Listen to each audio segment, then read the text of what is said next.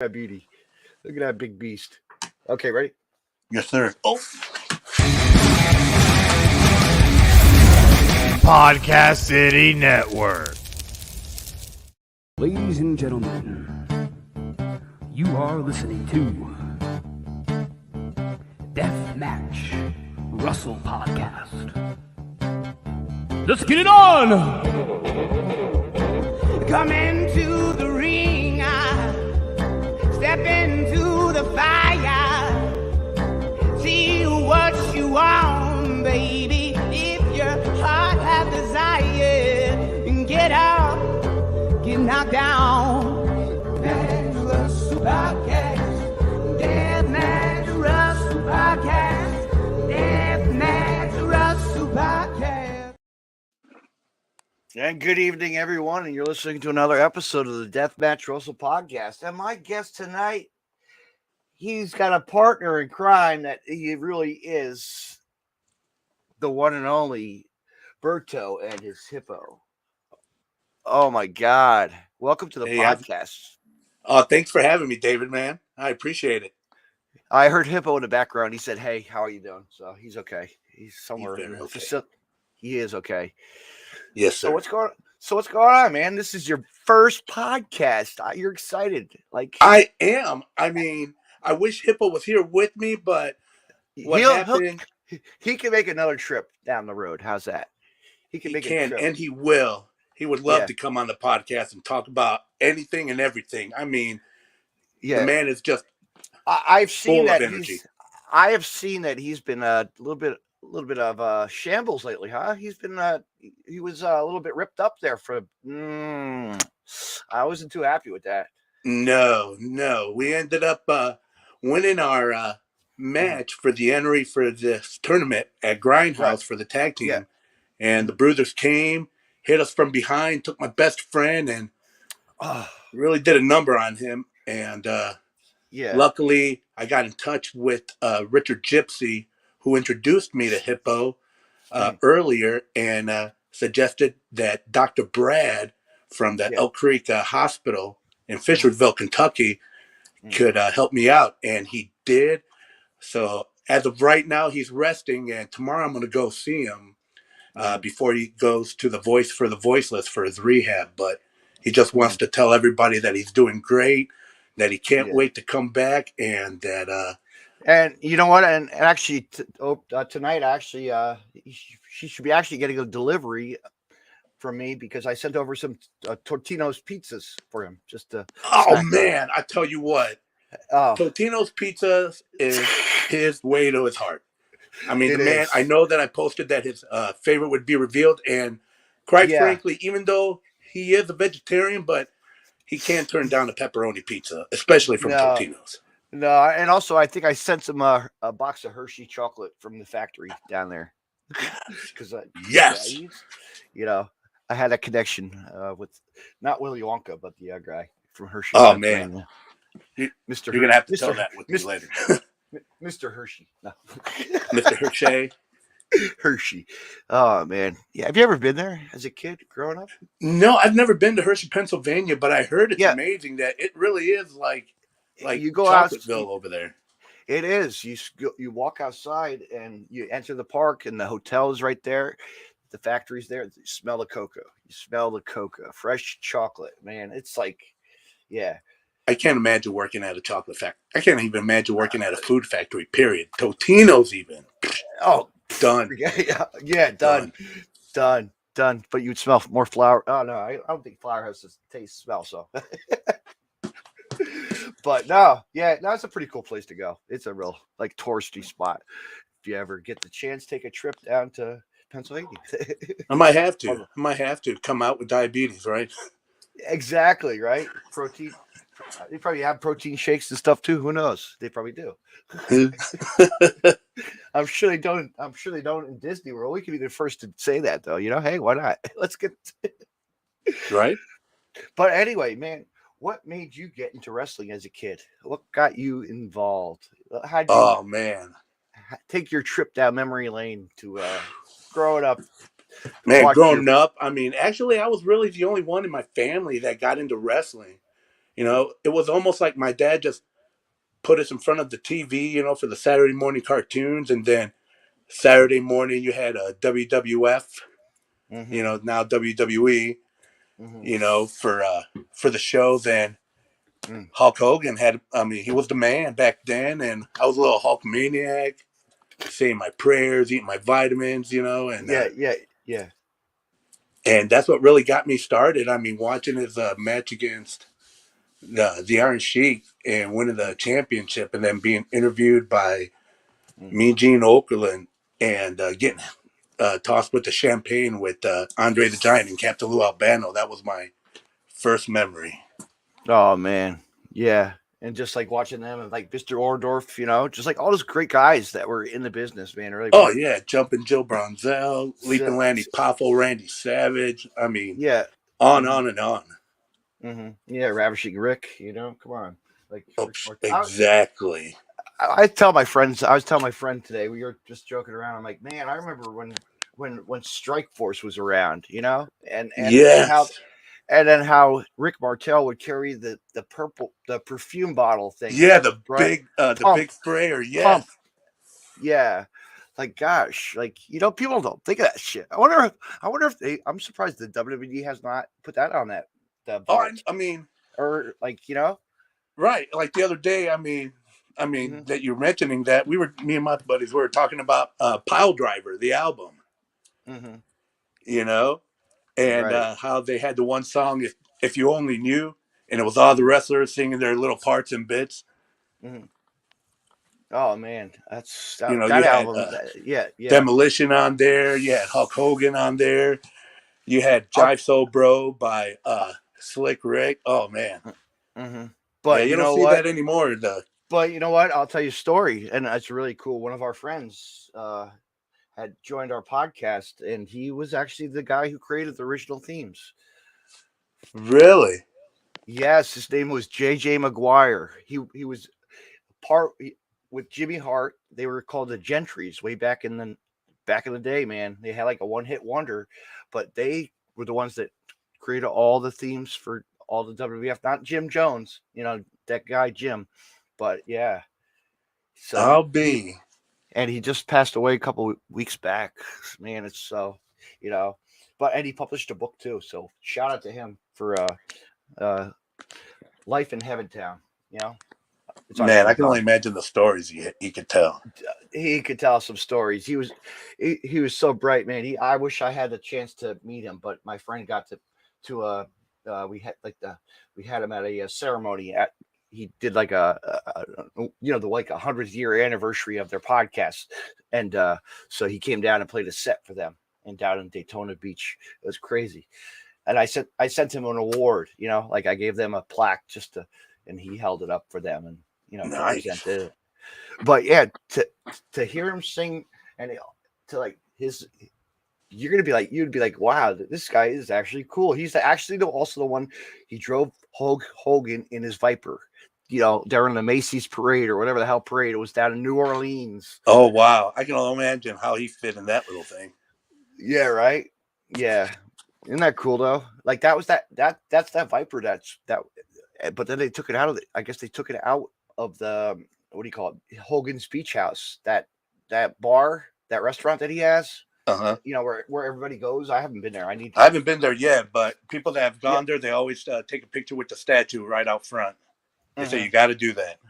Got to do that. Got to go there and just hang out, because right down the road where my friend lived, actually, Jimmy Hart had a bar. He had like a little restaurant. You know, the Jimmy Hart's Hall of Fame bar. Yeah, a little. Isn't that crazy? But then it shut down. He didn't really, because he's stuck to doing his managing stuff. You know. Right. But yeah, and also, which was really cool, he actually was the guy who actually wrote Thunder in Paradise for the TV series for Hulk. I remember that. God, isn't that crazy? So yeah, you go on YouTube and you could just type in JJ McGuire and all songs will pop. He did "Sexy Boy" by Shawn Michaels. Wow, and just to hear those playing, you just imagine all the entrances and everything. Superfly Snuka was his very first one that he did, and because he said I did the voice for, I did that voice, Jimmy Super Snook, snook, snook, snook. yeah. Yes. You know, Wow. shit. Small world. And it was kind of also, he told my friend a story how they were going to have Scott Hall's music, Razor Ramon, on a disc, and it never got released. Would that have been awesome to hear the original like track of, you know, coming down the ring? That's not it then. No. Yeah. Oh wow. You did. It's the lost track. Yeah, it's one of those tracks that I bet you I could find it if I really did the research. But I'm sure it's hidden somewhere. You know, it's probably in his family's house. I could ask. I gotta go down to Tennessee, take a trip to Tennessee. You know, be like, hey, figure I'd stop by and see if you got that track. Still have that track in JJ's house. I'm a good friend of his. Don't mind. Yeah. But he was a collector of cars and all kinds of cool stuff. Man, he was real out there. You know, producing his own music in his bedroom, like crazy. Yeah, just Suncoast. He actually went there one time to perform. You know, to do a famous song. I know, before he got famous. But that's a good anyway, memory. It really is, man. To hear all the classics, it's just like, you know, and to think about it, to hear that over the loudspeaker at an event back in the day, you know, like WrestleMania 5 when I was there. I always tell people I was there for it as a kid. That was my first, you know, WrestleMania experience, you know, with my old man. So nice. Yeah, I always tell the story how I always tell this. It's my, you know, Christmas time or whatever. My dad got ticket. I got excited. We got tickets, and we sat up in the nosebleeds up in the, you know, in Atlantic City at the arena there at the place, and 5 rows next to us, Gorilla Monsoon, Jesse the Body, doing commentary. No. And I'm holding up a Mega Power sign, you know, I'm all Hulkamaniac and that much, you know, living my dream and hearing the thump of the mat, because, you know, the microphones way back then would, you know, make that thump, you know, under the ring, and, you know, just to get that. But my God, what a night, you know. Yeah, he agrees too. There you go.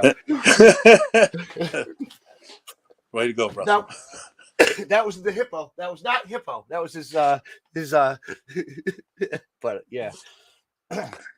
So what growing up, did you go to any shows as a kid, or growing older, when you got older? You know, actually I didn't go to a show until I was older. When I was a little kid, I mean, growing up in a house of 5, my dad being the sole breadwinner, you know, it was kind of hard. Yeah. So I would watch the Saturday morning shows at 11 o'clock, and then what me and my buddies would do come pay-per-view, we'd, you know, chip in and, you know, try to, you know, rent the pay-per-view, because back then it was like $60 a piece. I know, now it's like $300 a piece. You know, and yeah. But I would say my first event, it was in the Hammond Civic Center back home in Hammond, Indiana. You know, and it was a WWE house show. I mean, Junkyard Dog, King Kong Bundy, the Killer Bees. It was probably Don Morocco and just Don Morocco. Man, you know, it was a good time. And then, but my actual first like wrestling WWE event was probably when Brock Lesnar made his run in SmackDown, his very first run. Oh, cool. Very cool. And that, to see that experience, you're like, wow, this is so, you know, you're like, I'm blown away with this. This is like, oh, it was. I mean, the whole time I was just, you know, just a fan, you know, couldn't believe it. I know. You know, watching it from TV, and then to just be there, it was just like, yeah, you look at the ring and you're like, wow, okay, it looks better on TV, but in person it's a bit bigger, you know. Yes, I mean, it was it was a reality check for me one time. Believe it or not, my little story was when they had Tough Enough. The very first Tough Enough, I tried out for it, and it was the same one with Maven and what's his name on TNA, Josh Matthews. Okay. And I went there, and I was, like I said, I'm a fan, and 250 of us made it to the finals, and we got flown out there. Oh, I'll have to So, check that out. I'll have to go back and watch that. Oh, that's pretty cool. I'll have to go back. I wasn't on the special or anything. No, I didn't even make it that far, but just really? to be out there. And like I said, I mean, I was, just starstruck, and it was at the WWE New York restaurant, if you remember that. I was just talking about that I tell a story to everybody about my time as a kid. I got tickets. My sister surprised me for Christmas. We went to that restaurant. They were filming that day. Nice. And the episode, I was actually right behind Michael Cole and Taz, which was really awesome. Like they said, okay, there's gonna be filming tonight. I didn't know, so right. I got excited. I called my mom. Hey, you better film this. I'm gonna be on TV tonight. And then yes. But I had a friend remaster it to DVD. And I've actually found the episode also online. So I'll send that to you. You'd be like, oh yeah, I'd love to see that because it was North Charlotte, Charlotte, where Ric Flair's from, his country, his town. And so me and him were just, Taz was really hamming it up.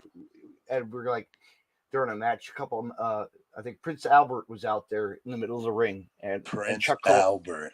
And Chuck Colombo. So during like move sets, and Big Show was there, of course. And so we're calling move sets like, who's the master of the figure four? Ric Flair, woo! We're doing like that, just having fun. Nice. And then they cut actually also I think Taz was having an angle with Edge at the time. They were having like a feud. They had their feud going, and actually they were special. They were special guests on the main stage as well. I didn't realize they were on that other stage set up that they had at the restaurant. But they cut to the video package of Stone Cold and Booker T in the supermarket. Oh God, that is classic. Yes, and I was like, "Holy smokes!" I go towards the end of it, and I hear myself kind of like you could kind of like vaguely hear me say "paper or plastic" at the checkout as he's checking out. He's checking Booker out. Right. Mm-hmm. But man, remember that restaurant was so popular. I can't believe. Yeah, they had the tryout there, and that's the first time I met Al Snow. And I told him, I remember when I first met you, and they made us do a drill inside the ring. Well, I've never been in the ring, nothing. No. I mean, I've always been a fan, so yeah. I go in there and I figure I'm going to go balls to the wall so I can show them. And what do I do? I end up almost having an asthma attack, and I can't even cut a promo. So I just hear next. That's as far as I got. Right.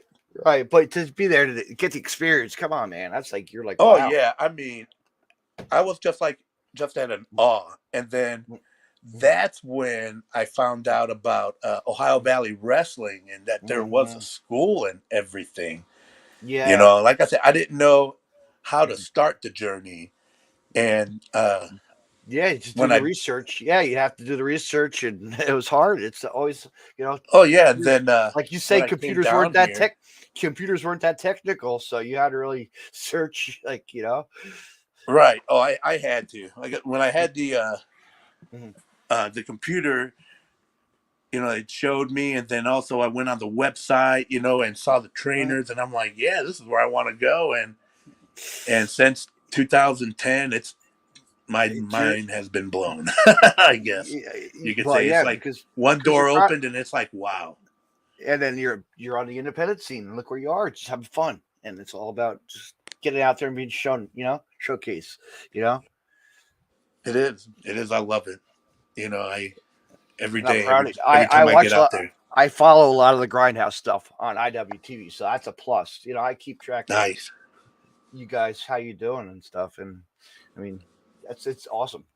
It's an awesome. I'll have to come out there again. I'll have to come out that way again. I'd love to come out. Well, we got a show coming up April 24th. Yeah, I'll be camping. I'll be just getting back from camping in a cabin up in Pennsylvania, Poconos. Okay. Getting more chocolate? No, I'm gonna try to catch some fish. No. Gonna catch some fish with the old man. You know, do the old fishing Right. trip week.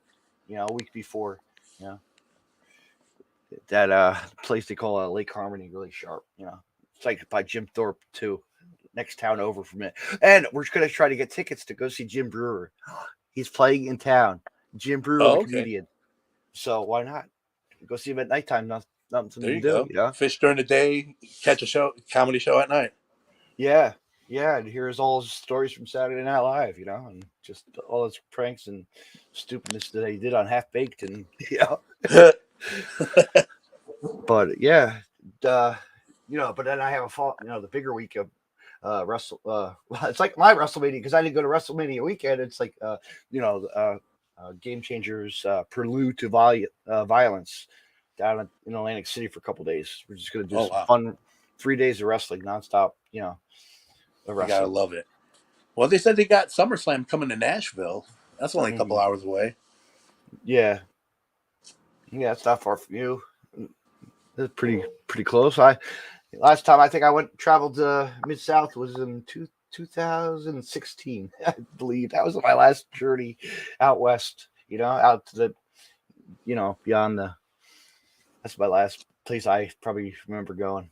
Or no, Chicago. I've been to Chicago. I can't remember that. Nice. You gotta love Chi-Town. Chi-Town, Freelance Underground. Shout out to them. They did good. They're really awesome people out there. Really. And we're not too bad. No.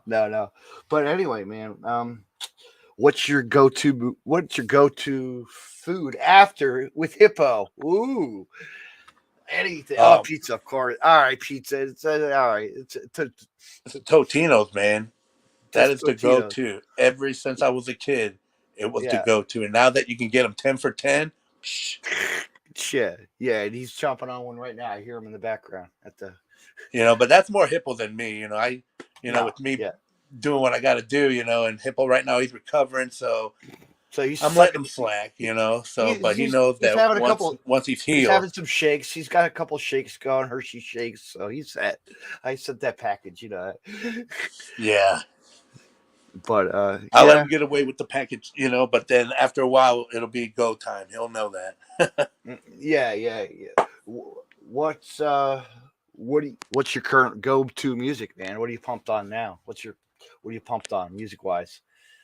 Oh man, right now, I like to listen to the classic, I grew up listening to Green Day, like the Iron Maiden, which I hear that they're doing another tour this year, so I might have to check that out. Shout out to Rancid. Lars Fredrickson just did a brand new song for the Game Changer theme for their San Francisco debut. Because it's a cool ass song he did. So I'll send the video. I listened to the album a little bit, the new one. Yeah, I went to their Book of Souls tour a couple of years ago in Chicago, and just blows my mind away. You got these guys that are like mid 60s to late 60s. Bruce Dickerson just defeated throat cancer, and they're running around on the stage like nothing. So shout out to Rancid. Lars is doing awesome. So yeah, that's a good his go-to. I can't think of the name of the album, but it's the new song. It's Game Changers new. You get amped on it. You'll like it. It's right up your alley. Kind of. I have to check it out. I will. I'll send it to you. I'll send you the video they did collage. Actually, really, somebody put it behind the music of their debut in San Francisco. But what movie wise? What do you watch? What do you with Hippo hang out to? Or he's not a hip movie buff. I know that. You know what? Believe it or not, me and Hippo, we keep it pretty basic. We like Ancient Aliens. We like to get our William Shatner and the Unexplained going on. he also likes those nature shows. I know the ones that they always show. But movie wise, we like the actions. We're big on comics. As a matter of fact, one of his favorites is Peter Potamus, from Hanna-Barbera, who sent us a card.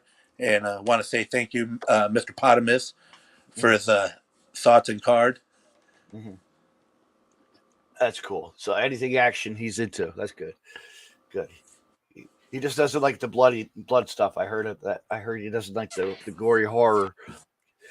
Not so much, but me, I can. Yeah. I mean, I'll watch the Saws, and get into it then. But now I haven't really seen any horror movies that have caught my eye, really. But at the same time, I haven't really been looking. The new Texas Chainsaw Massacre that just came out, that was really good. Oh, the new one? Or the remake? Yeah. I haven't seen that one yet. I saw the last one where I think the guy had his forearm peeled off and was laying on the table still talking. Yeah, yeah. I actually met that guy, Gunnar Harris. Really cool guy. Oh, really. Wow. Before he died. How about that? Like at a convention, like way before. I'm glad I did, I'll never forget him. I'll never forget. Big guy? Big guy and real friendly. And I have the picture somewhere. I think you're my next victim, Oh. On a slab. But yeah, he's a cool dude. He's real nice. It was a shame that he died, but legacy, they're still showing a lot of the people from the, at the conventions. Well, that's awesome. good that they're still showing him. Have you ever gone to a convention ever? Like any kind of fun comic book or like No, I have not, believe it or not. Right. I want to.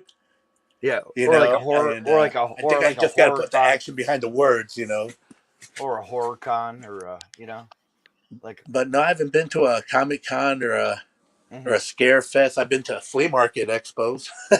Those are always fun. Yeah, those are always fun. Just to look at the toy collectibles and the comics and baseball cards.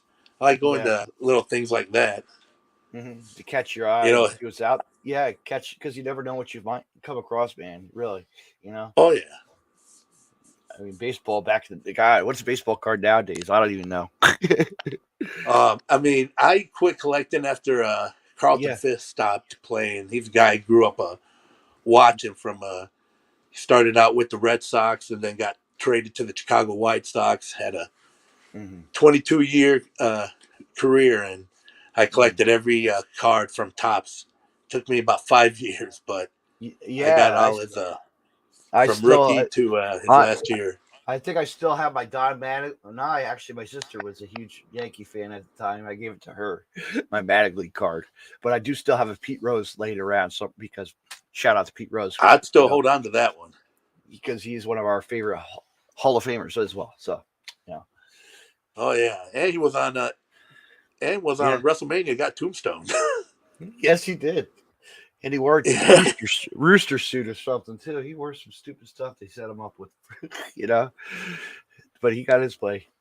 But man, what do you think of like now? What are you into wrestling wise? Like, do you catch a lot of the AEW stuff? Do you catch a lot of? I do. I watch the AEW on Wednesdays and Fridays. Yeah, I've been watching that a little bit more. I just feel like it's the stories are great. The storylines are good. Yes, you got more. I feel like the energy is more there, more positive, more. I don't know. I enjoy watching it a lot more right now. I watch both, but I watch AEW a little more. And it's great to see some friends and people that we know, take a part of it and get their shot, which is really good. Especially during the dark matches, it's just. Like you see your friends just living their dream and just, you're part of it, part of their little story and just watching them go. It's like Maria. It's like Amazing Maria, her daughter, Shout out to her. Haley J. Like she gave it a go. It's great. She did good. I wish I would take her back. Yeah. That's a friend of mine, Stefan Smith. He was a wrestler with me and, now he's a referee for AEW and love the guy to death, man. Is that that one guy? Okay, I think I've seen him. He next with Bryce. wrestled with Bryce, the referee, Bryce Rumsberg. No, maybe I'm wrong. No, it was Oh, Stefan Smith. mm-hmm. I'll have to look him up. I'll Google it. I'll do my research later. I'll probably All right. see. I'll be like, oh, I know that guy now. Yeah. No, Bryce is a local from Pennsylvania. You know, he's that one from Chikara Factory. He's the referee who did that for years. You know. Okay. Mm-hmm. He did later. Yeah, Stefan. He started with mm-hmm. like I said, he started with OVW. Then from there, Mm-hmm. he got hurt with his knee and started doing the refereeing and took off and now look at him. He's on AEW. mm-hmm. Who is this? Oh, you got people saying hello. Hey, shout out to these fans for listening. Hey, Dustin, good dude. I haven't seen him in a while. I see it now. Hey, Dustin, thanks a lot, brother. I appreciate it. Much love, man. He always comes in and checks out who's on. He knows all the people. He knows you guys, you know, which is he's a follower. And he's pretty good people. I don't know. Who's this Candace? Hello, Candace. Okay. Hey, Candace. I don't know. Popular people. I don't know. Do you? I know Dustin. Get that out of there. All right. I made it look like people were on. So we got two people. Yes. Yes, we're famous people. No. But let me ask you this. What's your scariest moment you've ever had in your career? Oh, any kind of like danger moments? Like you Oh wow. My very first match, as I was going through training, believe it or not, it almost didn't happen because I had to have a total hip replacement surgery. And halfway through the beginner's class, my coach, Nick Dinsmore, he found out about it, but I wanted to keep going. I'm like, I'm not getting any younger. I'm going to have the surgery after my first match. Let's just keep going. And Nick Dinsmore, is that the one I'm thinking of? Yes. Eugene? Yes, Mr. Eugene. Yes. Wow, man. That must have been an experience to go through him. Yeah. I was like a kid in a candy store, and he took care of me, you know, and let me, you know, continue to pursue my dream. And I had my match, and it was a little nerve-wracking because, I guess I already knew that it was gone, you know, but I didn't want to cause any more damage to it. But at the same time, I was going to get a new one. You're right. But I had that, and then had the match on Sunday, had my hip replaced on Wednesday. You sound like a Terry Funk or something back then. I tell you what, I didn't think I'd be out that quick. Yeah. You know, but I tell you what, medicine nowadays, it's crazy. It is. And since then, and that was in 2012, I've had both of my hips replaced now. So they're both made out of titanium, as well as my rotator cuffs have been replaced. Right. And Hippo has his too, I heard. Oh, I know. We both got, so pretty much we got serial numbers. So if anything happens to us, they'll figure out who we are.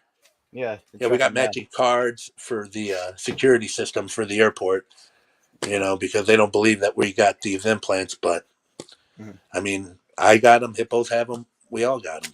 I mean. That's it. You know, it happened. But fun experience with heckling wise, like experiences, like fun or worst moment. Like, have you ever had a fan, like an older person, heckle you and you got really angry at them, or you just like really said, okay, I'm getting annoyed? Like you just no, not. I mean, as far as with the fans, they love you. I've never had. They love you because a real danger, a problem. You know. No. I mean, if it got too heated, I would just move along, separate myself from that from that problem and be like, I'll just go over here. Yes, walk away. Yep, yeah, right. Because nowadays you see what happens. The wrestling, they get right up to the ring and they jump on the ring like they used to back in the heyday. Like come on, kids.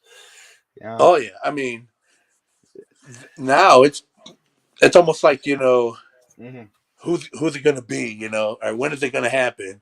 Yeah. But then it was like, you do it, you're going to get knocked out. I've been involved with the riots before, like a combat zone. That's scary, dude. Like a riot, like running, the wrestlers running in, doing a run in. Oh, wow.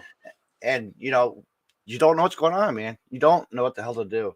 Move fast, like you just got to move because chairs are flying, chairs flying and people just stomping over each other, Yeah, you don't know what's going on or what's going to happen next. No, luckily, knock on wood, I haven't been in anything like that, Or when we had the run Game Changer had the very first Ricky Run show where it was like a rock, bottles being tossed at Ricky Shea Page and then fans getting chucked, it was a real like ride because it's crazy. It's crazy. You just gotta be careful nowadays. Yeah. Joey's the new influencer of it, but whatever. It's okay. It's insane. It's like looking back to like the old days of ECW. You go back and you look at the chair matches and the toss. Oh God. It get tossed all over the place. Sabu doing the crazy flips onto the tables. Mm-hmm. Yeah, but now it's doors, so it's a little bit safer. Yeah. You just notice that it's a big transition now from the door to the tables. I tell people that. Check this out. It's not a table anymore, kids. It's the front door. It's grandma's back door, We'll get another one. Don't worry, Grandma. Yeah, we'll go to Home Depot today. Don't worry about it. Get a discount. Right? Hey, dime a dozen at Home Depot. Mm-hmm.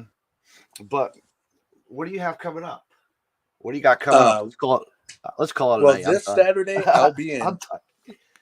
I'll be in Salem, Indiana for Pawcade 3. Mm-hmm. And it is going to be a show for the animal shelter in Salem, Indiana. Mm-hmm. So I am looking forward to that for a good cause. Anything with animals, me and Hippo are down to participate. Yeah, you're always in the foundation of that. I see that all listed with your card of certification, which is good. Yeah. And then April 24th, I'll be at Grindhouse at the arena in Jeffersonville with Mama Hippo as we take on the new era. Yeah. Right now, Mama Hippo is helping me out. I had to make the call when I did. She hung up on me, and she was pretty pissed. And needless to say, you don't want to mess with a mama's baby, especially a hippo. Absolutely. And she came out, took her earrings off, took her shoes off, and we moved on to the next round, beating the Bruisers. Mm-hmm. And now that we have beaten them, we come across the new era. So so the 24th of April, me and Mama Hippo are going to go at it against these guys and see what they got. Mm-hmm. That's awesome. And for all your hippo, for all his hippo friends, they can always catch him on your social media at here. Executioner Rob for Twitter. Yes. And you got Roberto DeLuna 76 at Instagram and Roberto DeLuna Jr. on Facebook. Yeah, and you know what, fans, go see him go see Hippo and take a picture with Hippo at a show. And yes, he loves taking pictures. He's starstruck. He's gonna be out of Hollywood. I heard he's making that appearance pretty soon. I heard. He's gonna make his debut on the carpet. I heard. I'll tell you what, he has the suit. We're ready. But one day at a time, Hippo. One day at a time. Absolutely. Well, Berto and Hippo. Okay. I heard him. He says, "Okay, have a nice evening, Berto. I want to say thank you for coming on. Let's do. Well, thanks for having me, brother. I appreciate it.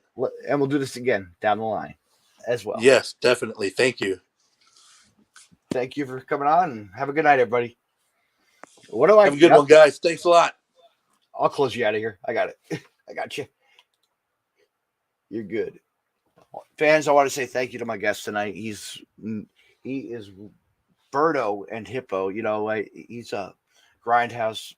He loves wrestling. He's part of a tag team as well. So let's, keep on supporting him, because these bad guys. He loves beating them up and taking them on. But he's out there for a competition, and win that W and get those belts. Any kind of gold around his. Wait a minute, but does Hippo have any belts around his waist? That's the question. Next time we'll figure to ask him. We'll have to find out if Hippo has his own little miniature belt. I think there's going to be some memes be put out pretty soon, so stay tuned.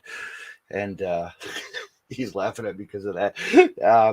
But anyway, fans, what I have coming up this week, go support him. Say hello to at a Grindhouse show, and fans, stay tuned this Monday night at 8 p.m.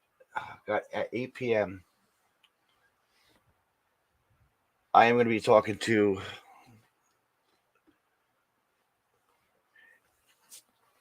Cade Lothbrock will be my guest. Cade Lothbrock will be my guest, and I'm looking forward to talking to him. And then following that, at 8 p.m., at 9 p.m., I'm going to be talking to, you've seen him tag team with Kid Bandit, and they were featured on AEW Dark. I'm looking forward to talking to his partner. Ishmael Vaughn will be my guest on the Deathmatch Wrestle podcast. And then Tuesday night, we're going to go a little insane. The Mad Prince will be on a podcast, and we'll be talking to him and see what he's about. And then Wednesday night, one more podcast. I will have, my gosh, I'm like losing my mind here with all these. Rico